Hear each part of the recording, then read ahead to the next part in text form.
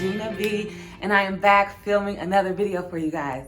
I have a small space and window, but I have some time to go ahead and try to film a video. I've done day 19 today, so I got some space and grace, and I really want to try to share this with you while it's fresh in my head, while it's fresh in the moment. So today is day 19, and it's giving myself what I missed. And it said, the quote says, "I don't like it when you disappoint me. A narcissistic father to therapy client." So what this says is the flow of nature in a healthy parent-child relationship is from adult to child. In a narcissistic parent relationship, this is often backwards. The child is made to feel responsible for the parent's emotional well-being. "Making me proud" is a common statement. "It wasn't for me." Or the parent may take to their bed with great flourish, requiring the scapegoat child to assume the role of nurse or that of raising their younger siblings. Many scapegoat clients have reported this scenario. Children of alcoholics or drug addicts find themselves in a reverse nurture flow as well, cleaning up after and covering for the addicted parent. It also happens more than you would imagine that a sibling dies or is handicapped in some fashion, leaving the grieving parents to their anger about the grieving parents to turn their anger about the situation onto the remaining child and making them the scapegoat for their emotions. All of these scenarios make the scapegoat hypersensitive to the feelings of others, which carries a feeling of responsibility for their happiness as well. That last sentence is so very, very true for me. I am hypersensitive to the feelings of others. Sometimes I feel like it's a talent. Sometimes I feel like it's a challenge because I have to remind myself. When I think that it is a talent is when I'm able to see that someone's getting upset by something that's being said or done, or maybe they need some encouragement, or maybe they're just feeling low. And I'm great at encouraging and giving compliments. Like, those are things that I really, really enjoy doing, and I'm good at them, you know. And it always lifts people's spirits when you say, "Oh, you look so cute," or "I like your hair," or "Nice bag," or, you know, "I like your shoes." But yeah, the times that it becomes a challenge is when something needs to be addressed, and I'm hypersensitive to their feelings, like, oh, they're probably going to get upset, or, oh, you know, it's going to be really awkward. They're not going to be able to receive it. So that's when I feel like it's a challenge. It's in those moments where you have to address something that may be awkward, but it needs to be addressed. And just anticipating what the other person may potentially feel. But I took a parenting class on conscious disciplining like 2 years ago, and it was really explaining how they're teaching the children by using this conscious discipline is that others are in control of themselves and their feelings and their emotions, and you're in control of your feelings and your emotions, and you cannot control other people's emotions and feelings.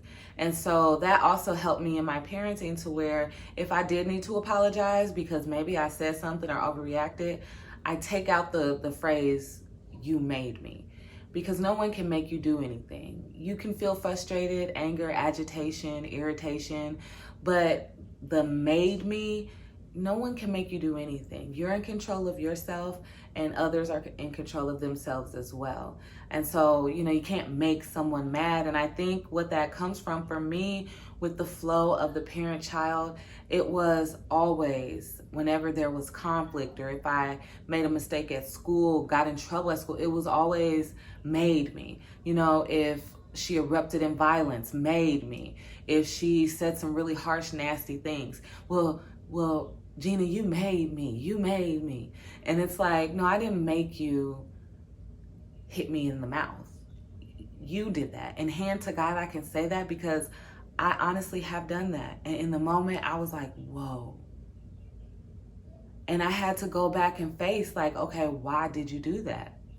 And I was flustered and I was frustrated, and people were coming, there were people. And so that made me even more, you know, agitated. I just wanted my child to be quiet. And so I did that. And so I had to face the fact that, okay, you were maybe experiencing humiliation, irritation, frustration, and anger. And that is something that you learned to do to keep that child quiet, instead of worrying about yourself in your situation. You know, not worrying about who sees what's going on. Like, oh my God, they see this mess and they see what's going on. And you just want your child to be quiet. And I don't want to be a person that's reactive based on humiliation, irritation, frustration, or anger. So I had to unteach myself that, and I had to feel that pain, the fact that I had done that, and also grieve it, and then forgive myself and be like, okay, let's get it about face, you know, repent. Let's turn this around, and let's make sure that if that happens again, you will not react in that type of way. You will not react in that type of manner. So, but yeah, it was always a made me. And so I always was hypersensitive, because you never know what you're gonna get. For those of us that know what's up, like you don't know what you're gonna get. You don't know if something you say is gonna trip them or trigger them into like a full-blown tirade, you know, physical violence. You just don't know, you know? So it is what it is. But the affirmation is, I now hand back to others the responsibility for their own happiness. I let go of worries and concerns and trust them to handle their own lives as adults should. I stop advising, fixing, and directing them and focus on myself and my happiness.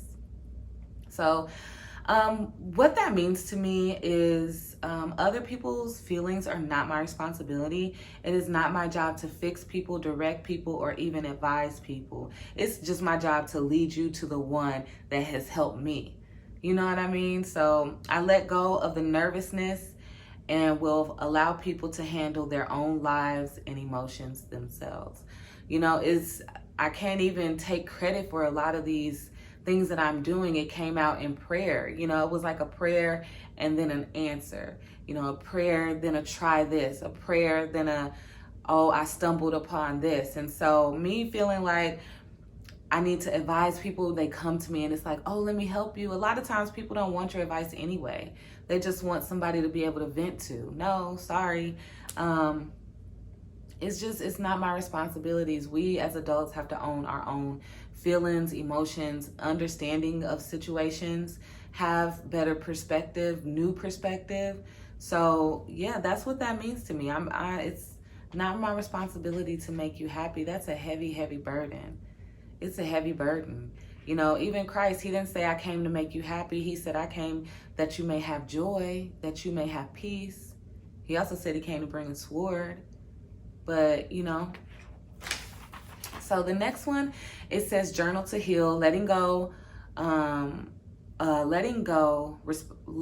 of responsibility for others. Journal to heal. So it says, list each adult whom you find yourself worrying about, advising, or getting frustrated with about their life choices, or otherwise taking responsibility for.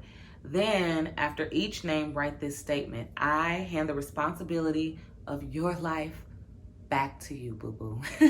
And I'm not gonna say the names that I listed. You can list 1, 2, 3, 4, 5, 6. And I only listed 3. If other people come to my mind, I will write them down, but so far it's just 3, and I'm obviously not gonna name them. You know, I ain't gonna put nobody on blast and nothing like that. But I really enjoyed that. I really enjoyed it. And it's going along with the affirmation of I can trust my evaluations of people. And so it's like, I feel like, yeah, you use wisdom and discernment when dealing with people, knowing and not judging where they are in their walk in life, and knowing things that you can address with people, things that you need to back off, get some distance between, and then just owning my own truth without feeling like I'm responsible for how you feel or receive something. If it's a truth, it's a truth. And if it's my truth, it's my truth. And I am not a person that intends to offend. If I do intend to offend, trust me, I will be convicted. You know, I will be convicted of it. So it's not my intentions to offend anyone. But I do feel like, you know, we need to let adults be adults. And I think a part of that also comes with being honest with people and seeing what their honest reaction is, and then taking that honest reaction and saying, okay, so you don't want to have responsibility of your members of your body. And so now that means I need to make a decision for myself. But I really enjoyed this. I hear my children in there fussing, which means they've been in their room for nap time too long and they've woken up. Because, you know, anyone that has multiple children, any kids under like 8, 10, or just multiple children, you know that when they are in a space for so long, they get to grumbling, they get to rumbling. And, you know, it's my job to make sure that I step in before it gets too out of hand. So I really enjoy sharing this with you. I'm really enjoying filming these videos for you, taking you along with my journey. Filming the videos is actually helping me to stay committed to the journey as well. So yeah, there's days in there that I miss, but it's not like I've laid it down for months and months, because I've done that in the past. It's really, you guys and this channel is really helping me to just stay the course, see it all the way to the end, and just be very transparent, be open and honest with you. As you can see, I've done something a little bit different with my locks. I've gotten a lot of compliments on them and I appreciate it, but I'm still in that new phase and I'm still trying to love that natural me, Regina B.A. And so, I love playing in it. I love pulling it out and just kind of seeing how far it stretches. I have put it in like a little ponytail at the top of my head because, I can't seem to just enjoy them where they're at yet. Like, there's days that I like them and then there's other times that I'm just like, I don't know about this. You know what I mean? But I'm excited to see the growth, and I'm excited to see the growth. So I'm excited about that. That's why I'm gonna just try to tough it out. Like I said, if I do anything, it'll be some type of box braid, some type of natural style. But I'm enjoying it. I pull it out. I like making these little lock bangs, and I like this. And I've been really impressed with the loctician that, she was like, if you're an active person, we're going to start you out with 2-strand twists. And these mugs have stayed. I mean, I've taken my children swimming. I've been working out, and I sweat when I work out, like sweat, to where I shake it like this and like sweat's going everywhere. So yeah, I'm slowly but surely accepting and loving me. And I hope that you are accepting and loving yourself. Thank you for watching this video. Please go ahead and give it a like if you enjoyed, if you've made it this far. Shout out to you. Share the channel so we can grow together. Subscribe if you're not already subscribed. Thank you so much for watching this video, and I want you to know you are worthy.